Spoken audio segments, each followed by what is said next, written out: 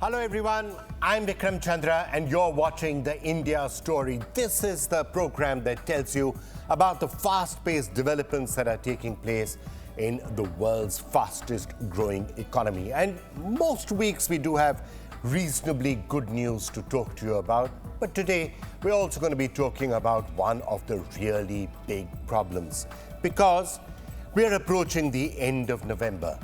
And it's now been something like 23 to 25 days, 23 to 25 consecutive days, where the people of northern India, the NCR, Delhi, Uttar Pradesh, Haryana, Bihar, have been breathing air that, quite frankly, isn't air that they should have been breathing even for 1 minute. And they've been breathing it for 20 to 23 consecutive days. Why is it happening? Why can't we fix the problem? And is it really damaging your health or is it not? We're going to be taking a look at that, and we're also going to get one of the top pulmonologists in India to talk about the impact of all of this for the health of people in northern India. We're also going to be taking a look at a major development that has just taken place in higher education, where the UGC has come out with guidelines where foreign universities can now come and set up campus right here in India. So you don't need to go to Canada or the US or the UK to get high quality education. You could attend the campus of a Harvard or Oxford or a Johns Hopkins or a Southampton University right here in India. What does that mean? The chairman of UGC is going to be joining us to explain the regulations, and other experts will be telling us how it can best be implemented. And last but by no means the least, we have a very special guest for you. Our eminent comedian, Veer Das, fresh from getting an Emmy Award, a moment of great pride for India, and Veer Das is going to be joining us right here on the India Story. But before I go to any of those special guests, let's quickly bring you up to date with the big headlines from India that you should be tracking. The Ministry of Foreign Affairs responded to media reports indicating that the US thwarted a plan to assassinate Khalistani leader Gurpatwant Singh Pannu on American soil and raised the matter with India. The ministry emphasized that India takes inputs on security matters from the US seriously, since they impinge on its own national security concerns as well. The statement further disclosed that the US shared information regarding the nexus involving organized criminals, gun runners, terrorists, and others.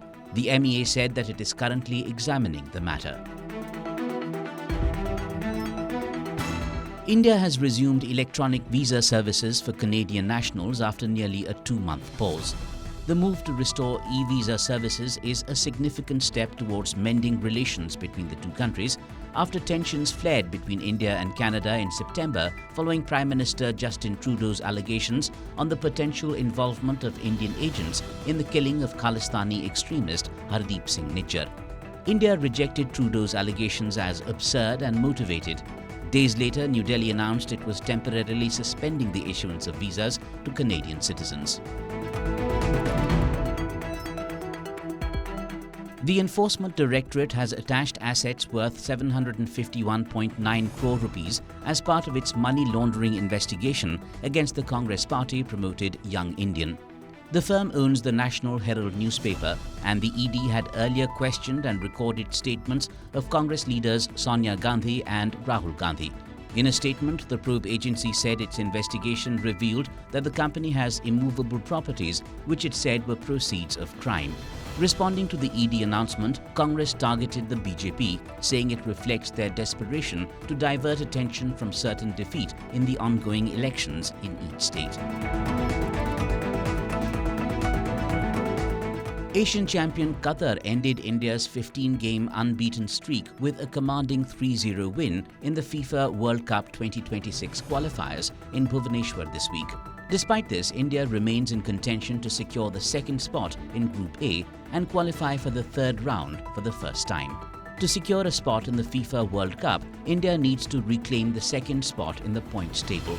The Blue Tigers next play their 2026 World Cup qualifiers match against Tajikistan on March 21st next year.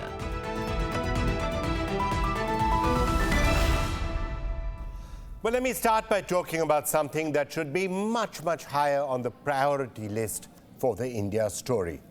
Now, over the past few weeks, I've met foreign tourists in India, foreign investors in India, and many foreign diplomats as well. And they've all expressed wonder and surprise, perhaps even amazement at how fast development is actually taking place.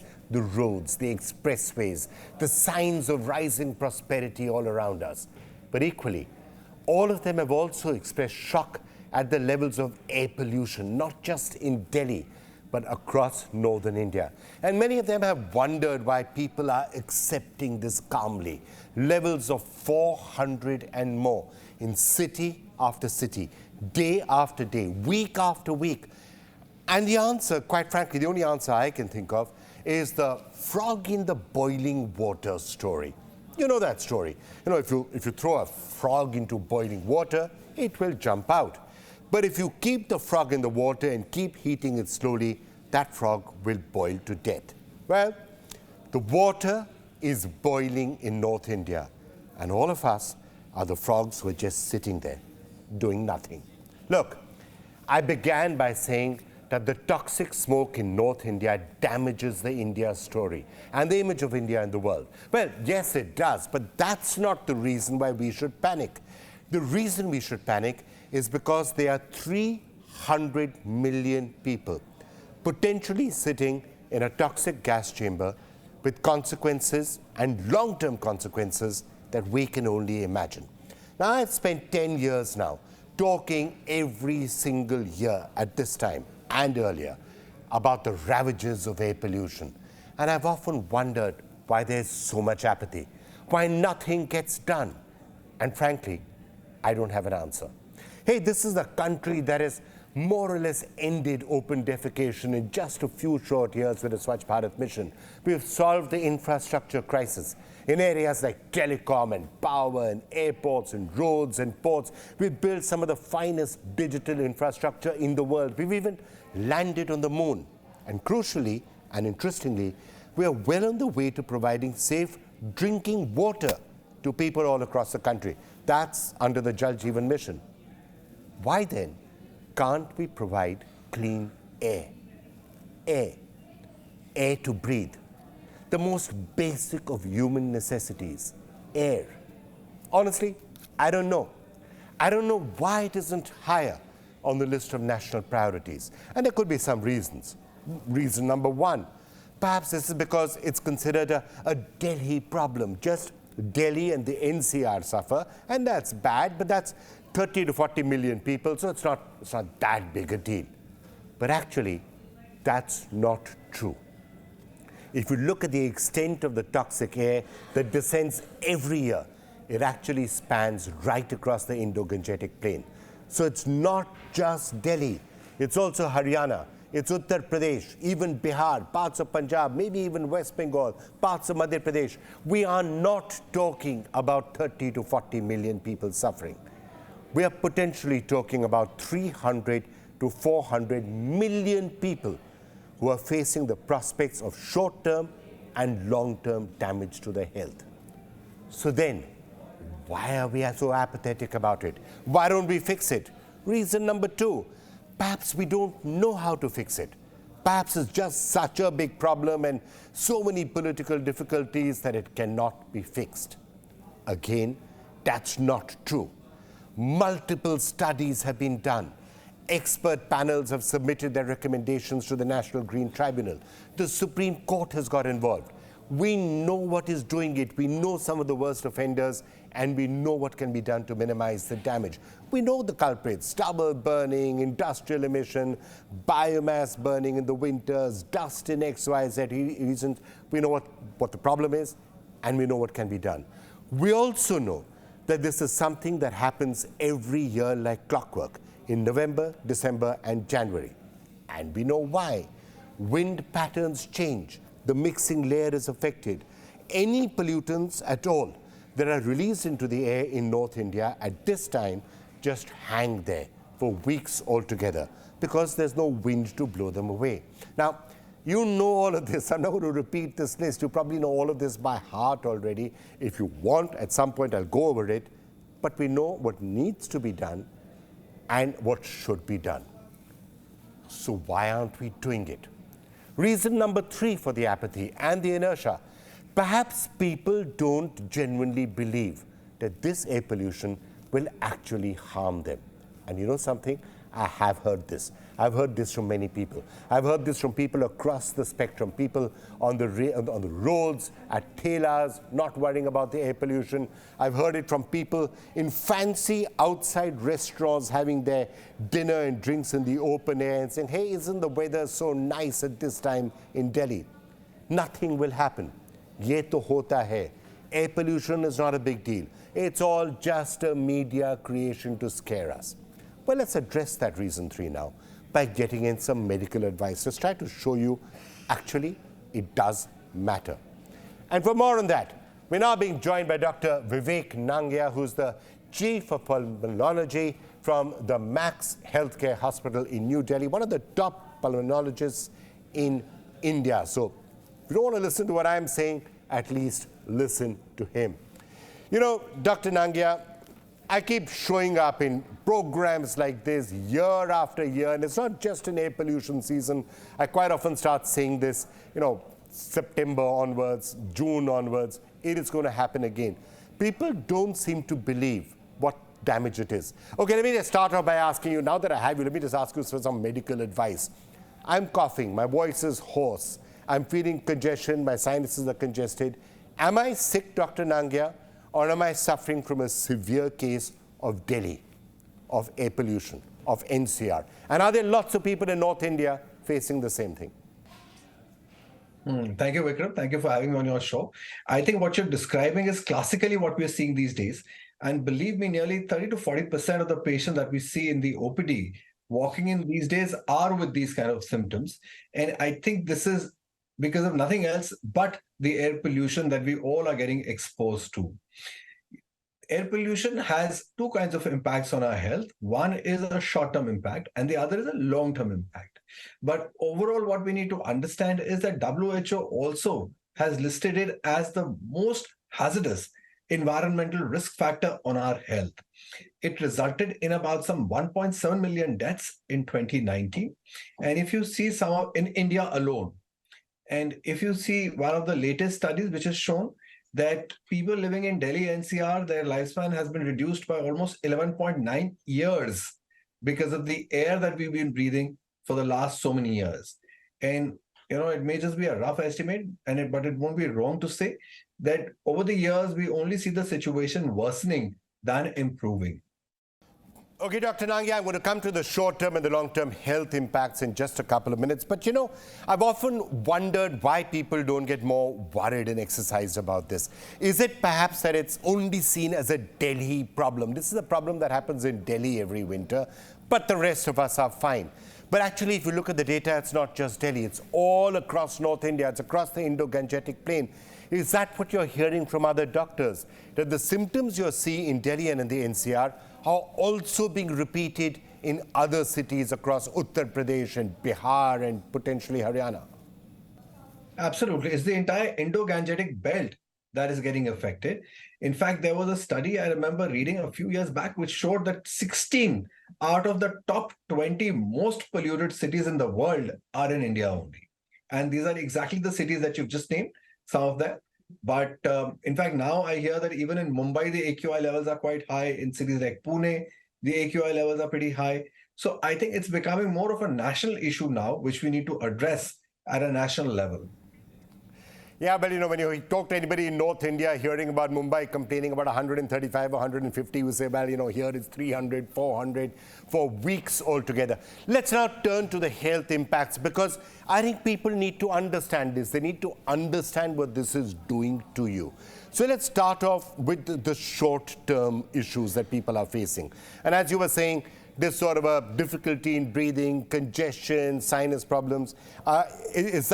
That's a short-term stuff, right? And then does it go away, or does it leave some lasting impact as well? Absolutely. So in short term, most of the people would be coming to us with complaints of cough, cold, stuffy nose, pain here, headache, watering from the eyes, sore throat, or a foreign body sensation in the throat, wheezing in the chest. These are the classical symptoms that they would experience on a short-term basis, which of course would get relieved with medication, but not so easily and not without leaving any permanent damage inside the lungs. Usually now what we're seeing is most of the patients are developing a protracted course. They are requiring antibiotics. Antibiotics are given more out of fear that there may be a secondary infection, or they're getting secondarily infected and then having to take the antibiotics. And steroids, because sometimes the congestion in the lungs is so much, or the symptoms are so severe that they're just not coming into control with the routine decongestants and the other medication and the supportive things like steam and all. So one is that, but every time somebody has an acute episode like this, which is involving the lungs, it would leave behind some residual damage, which may not heal ever in life. How much percentage is very difficult. Wait, if I could just pause you for a second before you come to the long-term impact. You just said something which is quite alarming. You're saying even when you're having the short-term impact of air pollution or this coughing and this wheezing, you may say, oh, it's fine, it'll go away, I'll recover from this in a couple of days. You're saying that this could actually be leaving a permanent scar in your lungs, which will therefore be with you for the rest of your life. And that is something, therefore, that you need to keep in mind when you're spending 30 to 60 days actually breathing the poison. Absolutely. So it's not just the cough and cold. The cough and cold may not leave as much of an impact, but once it goes into the lungs and results in wheezing in the chest. So wheezing basically represents the narrowing of the airways. Our airways are like tubes. So once they get narrowed, there are two components to it. One is because of the inflammation inside the mucosa, and the other is because of the muscles going into a state of spasm. So every time that happens, the spasm in the muscles may not come back to its full normal state every time. It may just leave back some damage. Also, if there's the alveoli, that is the air sacs, if they also get involved, then they would also leave some damage in the air sacs. Plus, it's an inflammatory cascade that gets triggered off inside the air sacs, inside the blood system. This inflammatory cascade is no longer restricted only to the lungs, and it circulates to other parts of the body as well, and can even result in acute heart attacks, even in the short-term basis. So that's where the other aspects of this start to kick in, right? It's not just your lungs. You then start getting into the territory where you can have heart attacks, you can start having strokes, things which you don't necessarily associate directly with air pollution. If you're having coughing or wheezing, you'll say, yes, this is air pollution, but you don't necessarily associate it with a stroke or heart attacks or even the premature deliveries of babies. And science now seems to be showing that even that can be linked to air pollution. Why is that? Yeah, Vikram, absolutely, you're right. And the main reason why we can't link them directly is because there is no one single test which you do and you say, okay, this is because of air pollution. But certainly the studies over the years have shown beyond doubt that the impact because of the air pollution goes beyond the lungs. In the lungs itself, as I mentioned, asthma, COPD, infections like tuberculosis, pneumonia, interstitial lung diseases, hypersensitivity pneumonitis, all these things happen in adults. One other thing that we're noticing now is lung cancer becoming very common in non-smokers. See, classically, lung cancer has been labeled as a smoker's disease or a smoker's cancer.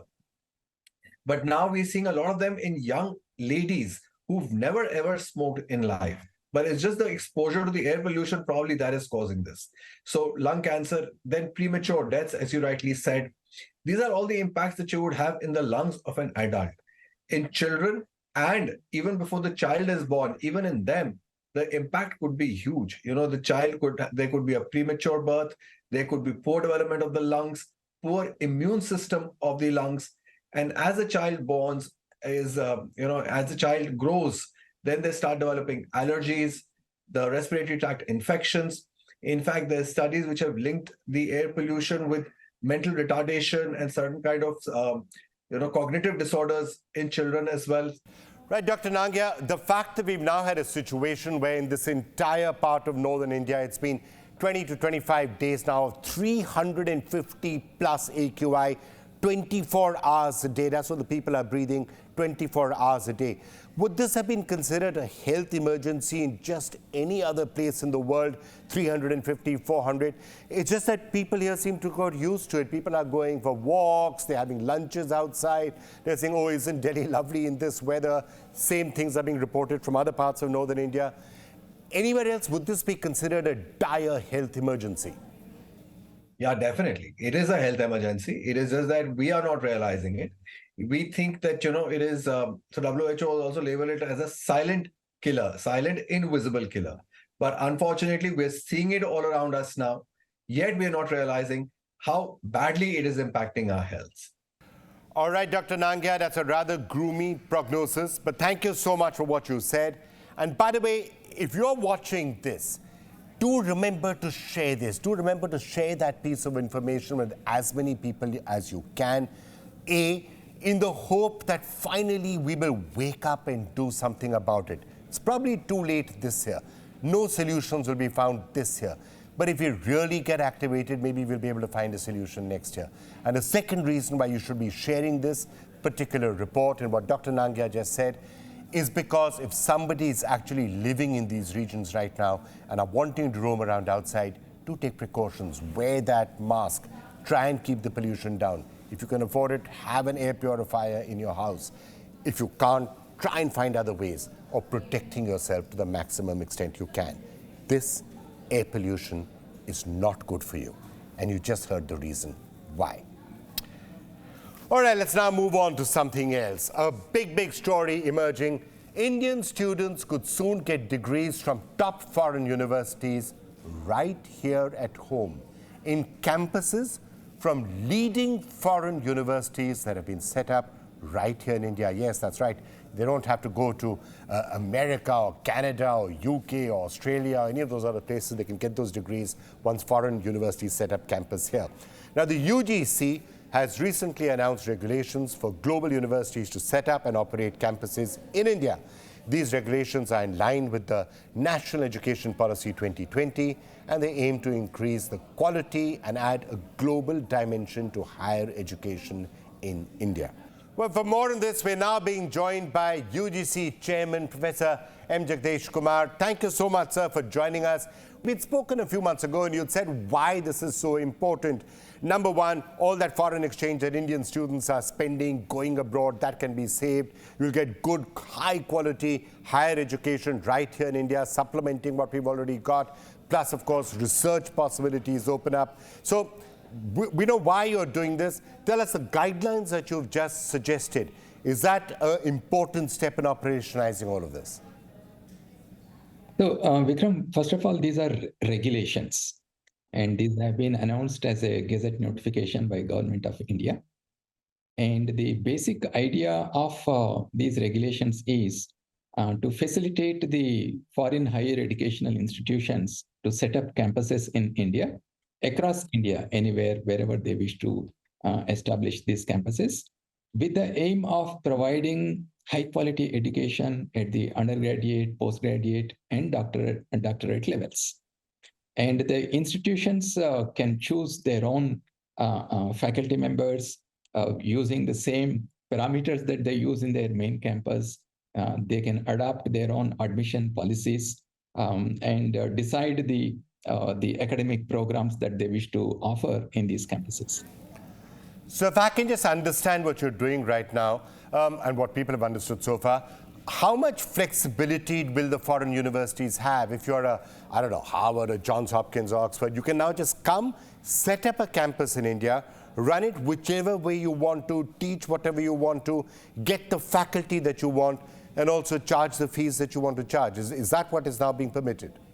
To make this a possibility, we have given autonomy to these institutions to decide on various parameters, such as the admission policy, faculty recruitment, and the academic programs that they wish to give, and so on, so that we will be in a position to attract some of the best universities to come to India.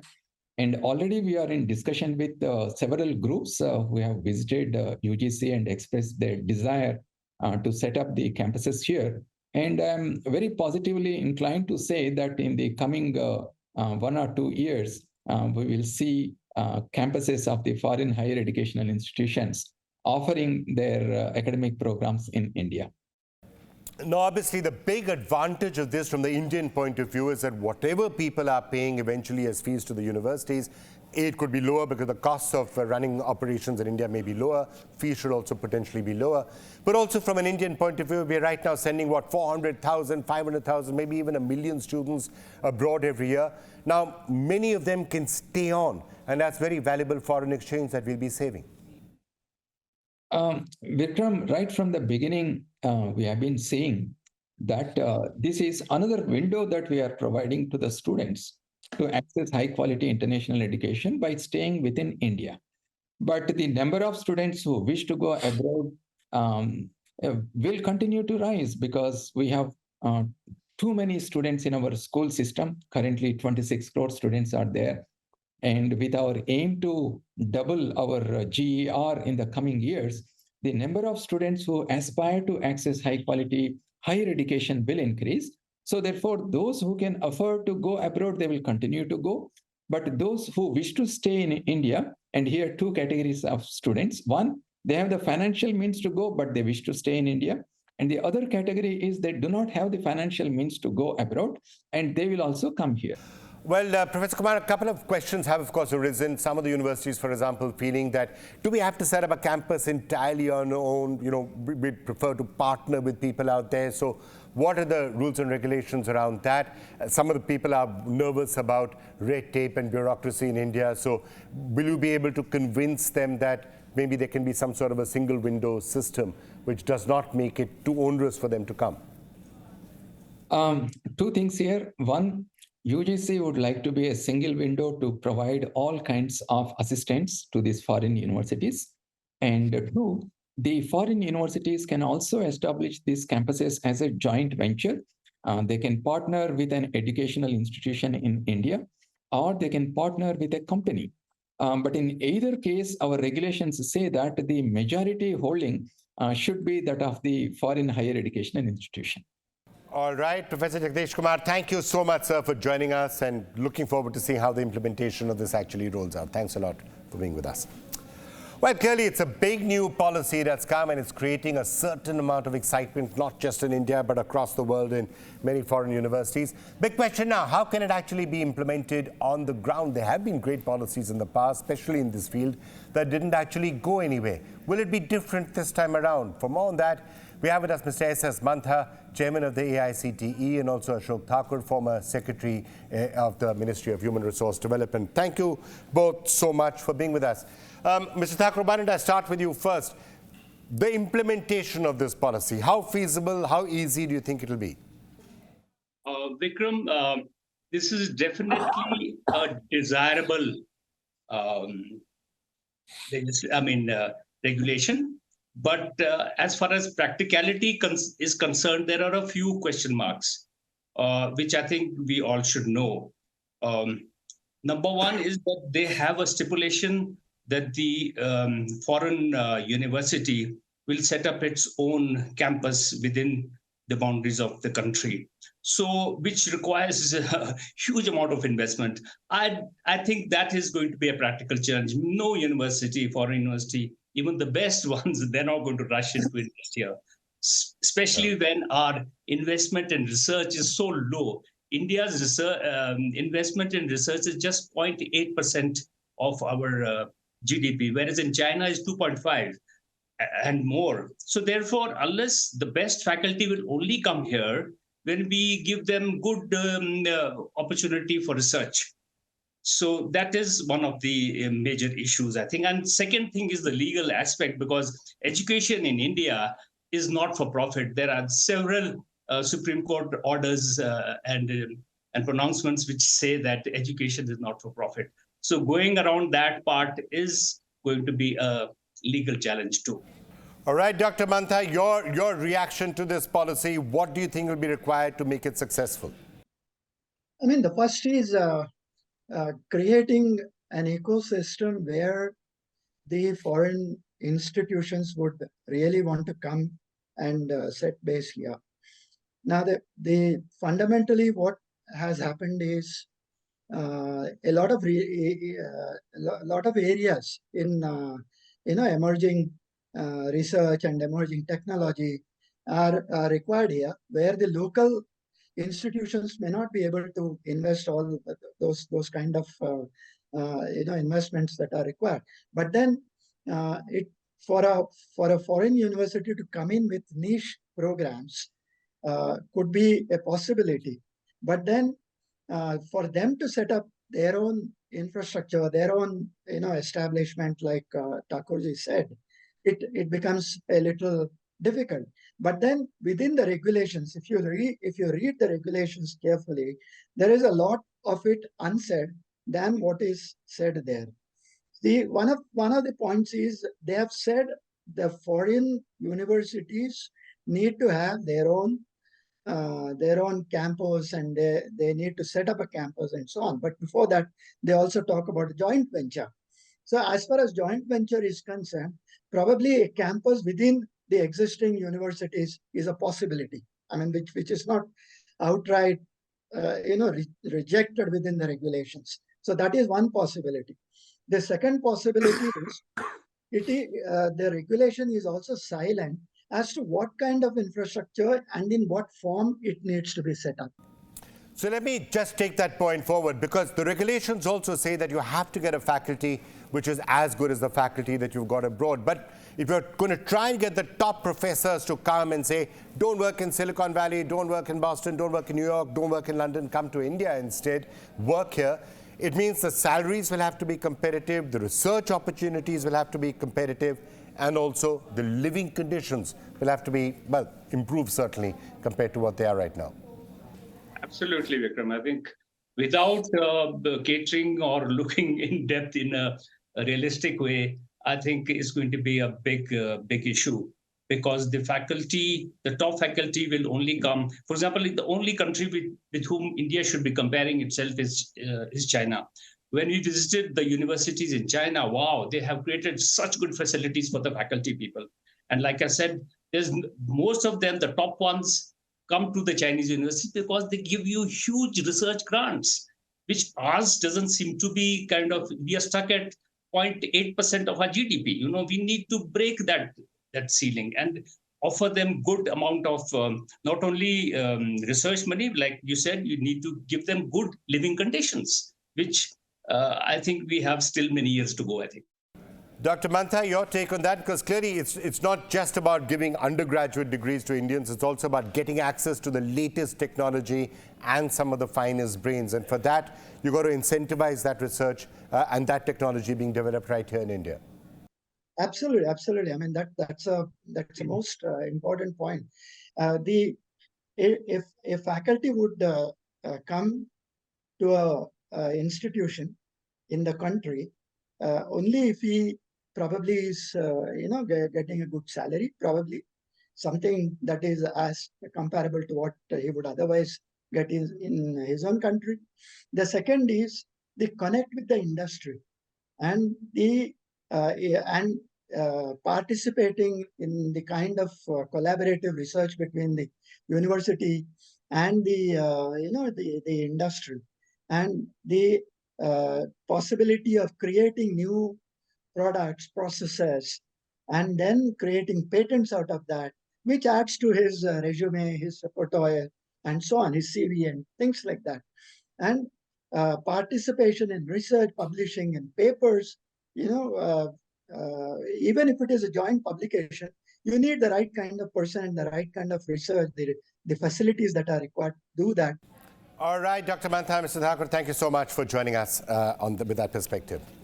All right, let's move on now to our regular segment. What is the international press saying about India? And not surprisingly, there were a fair amount of headlines this week about that one subject you haven't heard me talking about yet, which was, of course, that loss by India to Australia in the Men's Cricket World Cup final. Well, very touchy subject. I'm not going to talk about that too much, but it was featuring in the press all around the world, including, for example, in the New York Times, which did refer to that particular loss as being a bitter setback for the country, which was hoping for a third World Cup win. And it spoke about why cricket is so popular and why it holds such economic significance in India. Reuters spoke about the Indian stock market and said that the Indian stock market is expected to reach new highs in the next 6 months, with a 10% rise by the end of 2024. That's according to a Reuters poll. This growth has been attributed to rising Indian young investors, better financial literacy, and also increased access to financial services. India, of course, the economy is among the fastest growing and is expected to grow more than 6%. So that will have its own impact on the stock market, the survey said. And India is intensifying efforts to facilitate Tesla's investment in the country, aiming to secure necessary approvals by January 2024. That featured in multiple publications. The Arabian Post, for example, said that the Prime Minister's office has recently conducted discussions emphasizing an expedited approval process. Talks also include considerations for lower import duty on fully assembled electric cars, at least until it starts to be developed and produced right here in India. Another moment you've been waiting for. He's the guy you've probably seen somewhere as a VJ on TV, in films, on the stage, or on an OTT show. From introducing stand-up comedy to the Indian middle class and inspiring the young generation to dreams of taking up comedy as a career, to creating history this week. Well, I can't say he's finally landed because Veer Das has been around for a while, keeping it funny and real for his audience, be it in India or abroad. This week, though, Veer Das bagged the first Emmy for India for his Netflix stand-up special, Veer Das Landing. And in his own words, it's the first award for India in comedy, but not the last. And we've got the man himself with us. Veer Das, such a pleasure talking to you. And let me start by saying big congratulations from all of us. Thank you so much, sir. It's very good to see you. I appreciate it. Thank you. All right, Veer, so let's start with the Emmy. Now, you have been nominated once before. So this time, were you nervous? Were you biting your fingers? Were you fairly confident you would get it? I wasn't nervous at all because I didn't think I had any shot of winning. I'd been there once before, and it's an interesting category because it lets a smaller show like myself punch above its weight. So because they consider laughter to be laughter, I'm nominated with Dairy Girls. I'm nominated with massive fictional productions that take 100 people to make and cost way more money than my show costs. I'm just a guy sitting on a stool, and maybe 8 people worked on my show. So I'd been there before, and I wouldn't say I lost, but Call My Agent, which was a massive global show at that time, had won. And then this year I was nominated with something called Dairy Girls, which is just as equally a massive Netflix global hit. And so I was just enjoying myself. There was bread at the table, and I was drinking some wine. And then for Best Comedy, he said there's 2 envelopes, and the jury has reached a tie. And that's the first time I thought maybe I have a shot. And then the name got announced. So and the rest, I think the next 90 seconds are very much a blur because I kind of ran up on stage, and then I got off and just went into panic mode saying, did I thank my wife? Did I thank Netflix? Did I thank the Academy? Once I was told I had hit all 3, then I was fine. So yeah, I was very relaxed until I won, and then I wasn't relaxed at all. So when did it start to really strike you? I believe you took a picture next to a dishwasher. Tell us a little bit about that story. Yeah, I graduated from college, I think 2002, and I used to work in the kitchen of a restaurant called Grand Lux Cafe in Chicago, and I was also a banquet waiter. So those are the 2 jobs I was doing to pay for rent while I was waiting for hopefully a real job to come my way. And I was a dishwasher. You learn quite a bit being a dishwasher, and it's a decent job with good people. And my manager, Reg, as we were walking, you have to walk through the kitchen to get through the fancy press area, which is where, the media waits for you. And I was still a little bit shaky, and he's like, let's take a breath. And he said, by the way, you remember you were a dishwasher, right? And you're standing next to a dishwashing station. So this is the photograph that you should take before the press takes photographs of you. So in a zone, I kind of took that photograph, yeah. And if I look at your social media reactions after the Emmy, it sounded as if you teared up the most when you actually saw an Amul ad about you. Perhaps that's the most defining moment for any Indian. You don't really know you arrived in India when Amul makes an ad about you. Yeah, I think that was it for me, to be very honest with you. I think like you always no matter what you do, you crave your parents' love, and so I think the same would go for your country, perhaps. And for me, um, yes, I spent the first 8, 9 years of my life abroad, and yes, I did study abroad, and that's always kind of come up in a conversation of how Indian I am or how Indian my comedy is, etc. But I tend to carry India across the world with me, as I literally did for this show landing. So if you're a 90s kid, to have Amol mention you is not something you foresee in your future ever. So yeah, that's the one where I teared up, to be very honest. So let me ask you, how much of India do you actually carry around with you? It's interesting to know there are people of Indian origin who are starting to make an impact in the world of comedy. Been doing it for a while. Russell Peters, for example, Hassan Minhaj comes to mind. Your shows, the things that you're doing, how global is it? How Indian is it? How are you trying to find the balance? Strangely enough, because of the advent of the Netflixes and the YouTubes of the world, you now have to be more authentic. And you have to be more authentically Indian, not just for an Indian audience, but for an American audience or a Norwegian audience. Earlier, everybody has their palatable, local, consumable version of Indian culture, and there's an artist who represents that. I.e., a Russell Peters in Canada, or a Hassan Minhaj in America, or a Sanjeev Bhaskar in the UK. And they'll represent the 5 things that represent the Indian diaspora, or that that country knows about them. But I get to show up with the 6th thing and the 7th thing that you may not have known about India. And now people kind of expect that after Netflix, because they're like, you need to take me someplace new, because I've already got a guy for the 5 things that I already know. And then if you show up at my show, if you show up at Carnegie Hall, there's 3,000 people, 1,500 are Indians. Some of them haven't been in a room with this many Indians in a decade. It's this sort of reunion with them in their country. And for some of them, I'm their catch-up, their annual catch-up on what's going on. So it is very Indian, the entire experience. That's a really fascinating theme. And perhaps when you take the food example, there used to be a time when there used to be a certain type of an Indian food that would be provided across the planet. It used to be somewhat diaspora linked from South Asia. But now many people are getting a taste of authentic food from India, and they are starting to expect that. Is that sort of what you're trying to get at? That's what you're offering to people. And it's working not just with the Indians and the Indian diaspora, but also with people who've got no connection with India at all. Yeah, for sure. I get to talk about, DPS in Dubai and like Noida in Norway. And it takes 3 extra seconds, during which the Indian audience is very patient. I remember I had a bit in my last world tour about the Andheriya Mode ki Chudail. Now, that is an absurd thing to talk to 28 countries about, right? But I think first, the Indians in the audience are excited to see how you will solve that creative puzzle and explain A, Andheriya Mode, and B, the concept of the witch to their local audience. And B, the local audience wants something new. They want to taste something new and go somewhere new. When I watch a Dave Chappelle show, he takes me to Ohio. I've never been interested in Ohio particularly. I got interested because of Dave Chappelle. So why the hell can't I take you back to Mumbai or Bandra, as it were?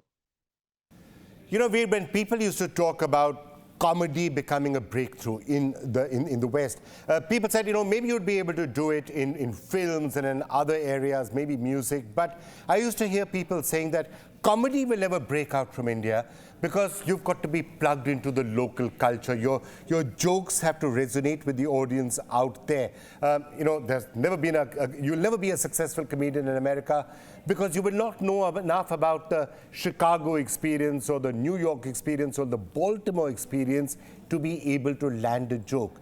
Now, you're saying that in this new global culture, you don't need to do that anymore. Not at all. And ironically, I have more freedom to talk about America than an American comedian does. In America specifically as a country, comedy is very attached to identity and ideology. So depending on who you are, where you're from, and how you grew up, and maybe how you vote, that dictates the kind of comedy that you watch. I get to show up as a blatant outsider, with no agenda but friendship and sometimes edge.